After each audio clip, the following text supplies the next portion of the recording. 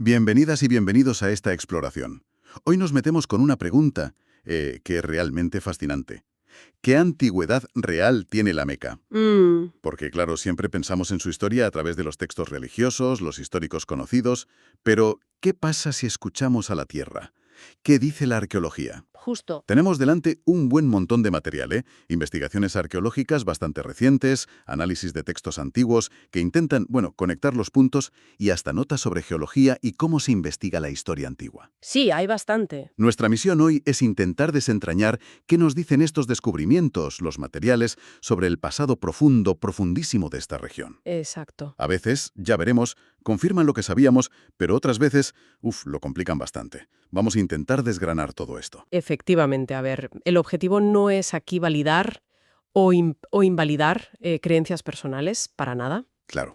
Se trata de entender las distintas capas de historia humana que nos revela la evidencia física, ¿no? Lo que encontramos en el suelo de Arabia, y específicamente en torno a la Meca. Ujú. Y sobre todo, ver cómo esa evidencia material, pues, dialoga o a veces choca de frente con las fuentes escritas que manejamos. Es un viaje de milenios y, como dices, el volumen de información, el detalle que aportan estas fuentes es considerable. Estamos hablando de una historia muy, muy larga. Pues venga, empecemos por ahí, por lo que quizás sea lo más impactante. La escala de tiempo. Olvidemos un momento las historias que nos suenan más, las del último milenio o dos. Sí, Y pensemos en cientos de miles de años, incluso más.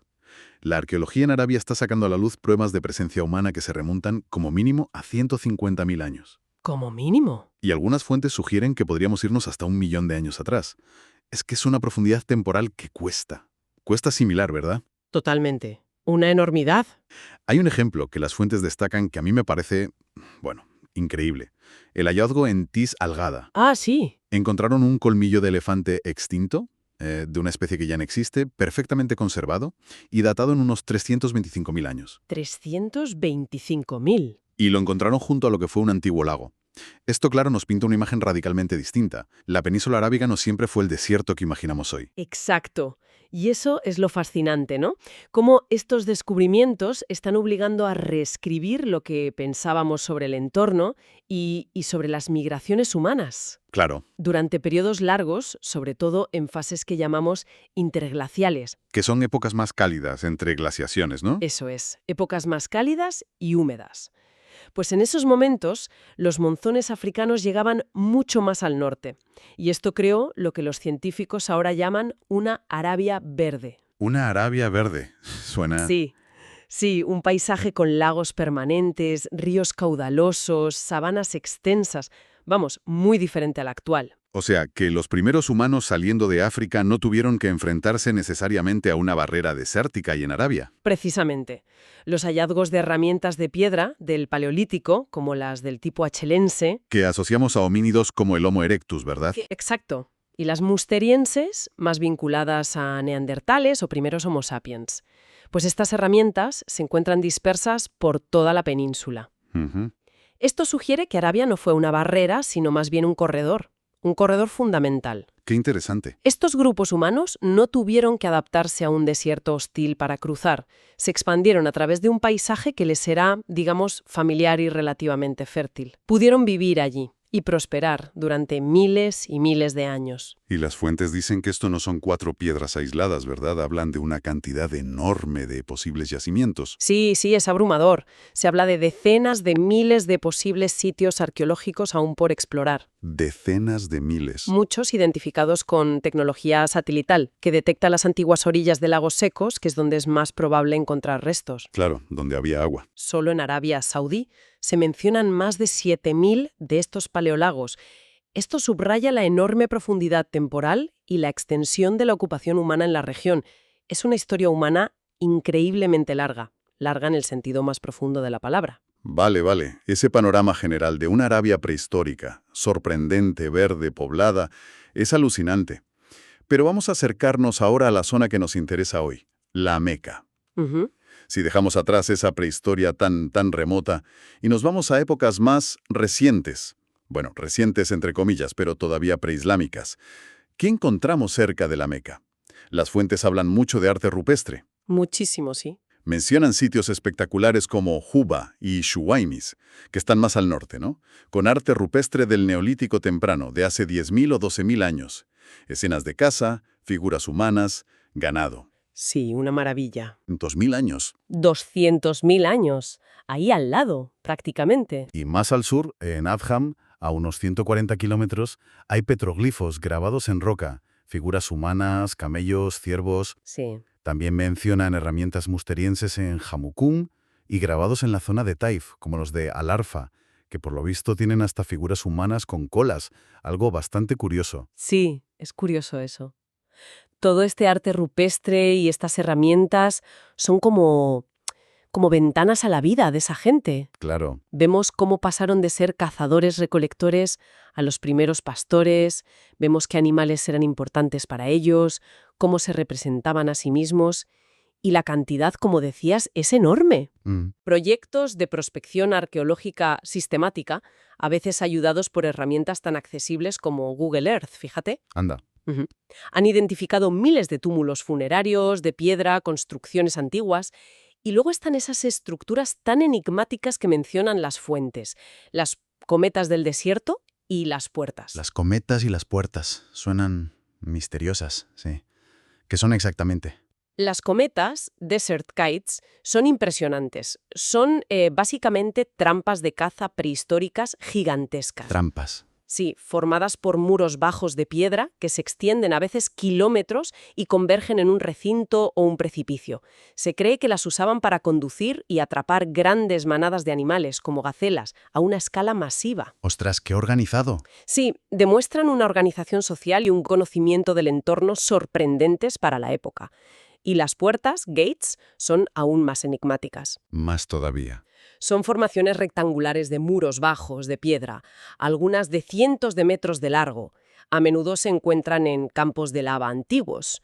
Algunas se han datado en hasta 9.000 años. 9.000. Pero su propósito sigue siendo un debate. ¿Eran recintos rituales? ¿Corrales? ¿Marcadores territoriales? La verdad es que no lo sabemos con certeza. Vaya. Pero lo importante de todo esto, herramientas, arte, estructuras, es que indica una presencia humana continua, adaptada, culturalmente rica, en toda la región de la Meca durante milenios. Muchísimo antes de las narrativas históricas que suelen centrarse en épocas posteriores. O sea que no es un vacío que de repente se llena. Para nada. Es una ocupación larguísima, constante. Hablemos un momento de Jeddah, que históricamente ha sido el puerto de la Meca. Las fuentes también señalan evidencias antiguas allí, ¿no es así? Sí, mencionan sitios achelenses cercanos, de nuevo llevándonos a más de 200.000 años atrás. Volvemos a esas cifras. Y luego hay referencias históricas que, bueno, hay que tomar con pinzas, claro, pero son interesantes. A ver. Se cita una tradición sobre un tal Amr ibn Luhai, una figura preislámica, que habría llevado un ídolo desde la costa, posiblemente Jeddah, a la Meca, allá por el 115 a.C. Ah, mira, eso sugeriría que Jeddah ya era un lugar conocido entonces. Podría ser. Y también se menciona un manuscrito del siglo XVII que afirma que la tumba de Eva, La Eva bíblica. esa misma, que su tumba está en Jeddah y describe su cementerio como el más antiguo del mundo. Obviamente esto último es una tradición tardía, no es evidencia arqueológica directa, claro. Ya, una leyenda posterior. Correcto, esas referencias textuales son parte del puzzle, pero como decíamos, hay que analizarlas críticamente. Sin embargo, volviendo a la arqueología pura y dura y a la propia Meca, quizás lo más significativo que resaltan las fuentes son los hallazgos de la Edad del Bronce dentro del área de la Meca. Dentro de la Meca. Sí, se citan lugares específicos como Wadi al-Kofu, Ain Shams, Suq Tilmayas, con fechas estimadas entre el 2500 y el 1500 a.C. Edad del Bronce. Eso es importante, ¿no? Porque implica que ya había asentamientos allí en esa época tan temprana. Exactamente. Sitúa la existencia de asentamientos, bueno, quizás no grandes ciudades como las entendemos hoy, pero sí núcleos habitados de cierta entidad en la propia zona de la Meca durante la Edad del Bronce. Y eso es mucho antes de lo que a veces se piensa, ¿no? Muchísimo antes de lo que a veces se asume popularmente, o de lo que se deriva de algunas lecturas de las fuentes textuales más conocidas. Que tienden a enfocar el desarrollo de la Meca más tarde. Eso es, más ligado al comercio caravanero preislámico tardío o a la figura de Abraham según la tradición islámica. Encontrar restos de la Edad del Bronce sugiere una historia de asentamiento mucho, mucho más profunda. Mucho más larga. Entiendo. Y aquí es donde esto conecta con la metodología que se mencionaba al principio en las fuentes. ¿Recuerdas? Sí, la necesidad de análisis crítico. Exacto. Las fuentes primarias, ya sean textos antiguos, como ese manuscrito sobre la tumba de Eva, o incluso relatos de viajeros, deben ser examinadas con lupa. ¿Quién escribió? ¿Cuándo? ¿Con qué intención? Las traducciones, además, pueden introducir matices o errores. Claro. La arqueología, aunque también tiene sus propios límites de interpretación, ojo, ofrece un contrapunto material. No nos dice qué pensaba la gente, pero sí dónde vivían, qué herramientas usaban, qué comían. Nos da el contexto físico. Eso es. Y a veces la arqueología se alinea con los textos, pero otras veces, como en este caso de la Edad del Bronce, presenta un cuadro más complejo y con una profundidad temporal, una historia más larga de lo que esperábamos. Tiene todo el sentido. Y el material que estamos analizando intenta precisamente hacer ese cruce, ¿no? Conectar los hallazgos arqueológicos con los textos, aunque sea complicado. Sí, lo intenta. Por ejemplo, citan versos del Corán que invitan a reflexionar sobre las civilizaciones pasadas y sus ruinas como una lección moral. Mencionan cómo Dios relata historias de pueblos antiguos para que sirvan de advertencia, de enseñanza. Y también se meten en un terreno más especulativo, explorando posibles identificaciones de lugares mencionados en la Biblia, como Cades Eneas o Kadesh, o el desierto de Parán, con zonas geográficas en Arabia Occidental, cerca de la Meca. Sí. Aunque ahí subrayan que estas identificaciones son muy, muy debatidas entre los especialistas. No hay consenso. Claro, es complicado. Y luego está la famosa referencia del historiador griego Diodoro Sículo, del siglo I a.C. Ah, sí, esa es clave. Él describe un templo muy venerado por todos los árabes, situado en la costa, entre las tierras de los tamuditas y los sabeos. Y algunos investigadores han propuesto que podría ser una descripción temprana de la Kaaba preislámica. Sí. Y este punto sobre Diodoro Sículo es un ejemplo perfecto de la complejidad de intentar casar textos y arqueología. ¿Por qué? Porque la descripción es sugerente, sí, pero también es vaga.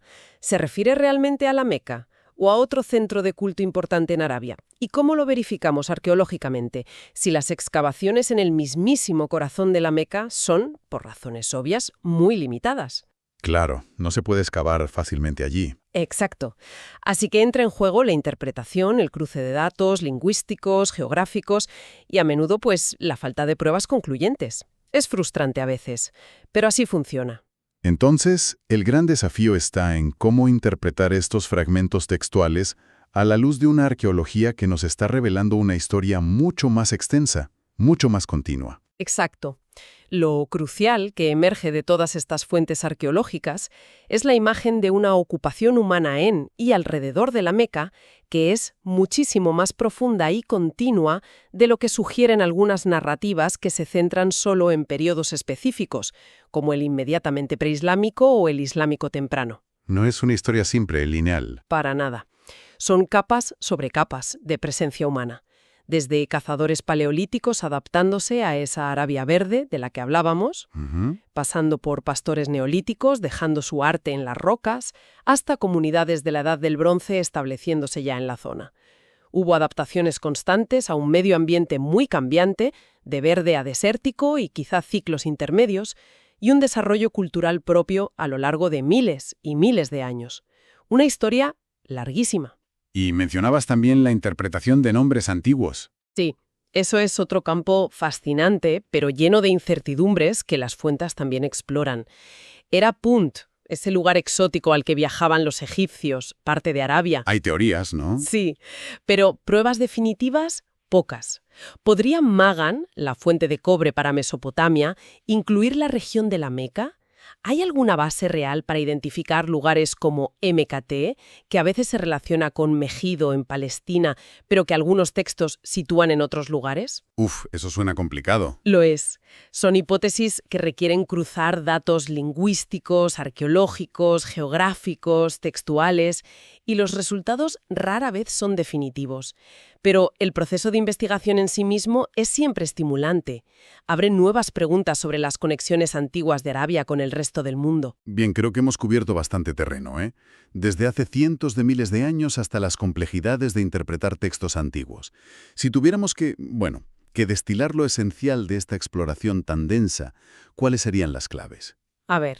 Yo diría, primero, la península arábiga tiene una historia humana increíblemente larga, mucho más allá de esa imagen del desierto eterno. Sin duda. Hay evidencia tangible, herramientas de piedra de hace cientos de miles de años, arte rupestre milenario, restos de antiguos lagos, de una ocupación profundísima y adaptada a entornos muy diferentes. Una historia realmente larga. Totalmente de acuerdo con ese punto. Segundo, esta presencia humana antigua no se limita a zonas remotas de Arabia. Hay evidencia arqueológica significativa muy cerca, e incluso dentro, del área de la Meca. Ujú. Y no hablamos solo de la prehistoria remota, del Paleolítico, sino también del Neolítico y esto es crucial, de asentamientos de la Edad del Bronce, lo que sugiere una historia local mucho más antigua de lo que comúnmente se piensa. Exacto. Esa profundidad local es clave. Y tercero, la arqueología no solo añade tiempo, añade complejidad. Nos da una perspectiva material que enriquece y a veces desafía, o como mínimo matiza, las historias que conocemos principalmente por las fuentes escritas. Justo. Muestra una continuidad y una profundidad temporal que obligan a repensar las narrativas tradicionales sobre los orígenes y el desarrollo temprano de la Meca. Exacto. Y quizás, para que quienes nos escuchan sigan reflexionando más allá de nuestra conversación, ¿podríamos dejar una pregunta abierta? Adelante. Sabiendo ahora que el área de la Meca fue un lugar habitado, con actividad cultural, posiblemente con asentamientos significativos durante milenios, literalmente milenios, antes de las figuras y eventos históricos más conocidos asociados a ella, ¿cómo cambia eso nuestra percepción de su importancia histórica a largo plazo? Buena pregunta. ¿Qué nuevas preguntas surgen sobre los orígenes profundos, preislámicos, de las tradiciones, de las rutas comerciales o incluso de la propia sacralidad que luego se cristalizaría en este lugar, al considerar este larguísimo, larguísimo pasado que la arqueología está empezando a revelar? Ahí queda eso. Una reflexión potente para cerrar. Ahí queda la reflexión, sí.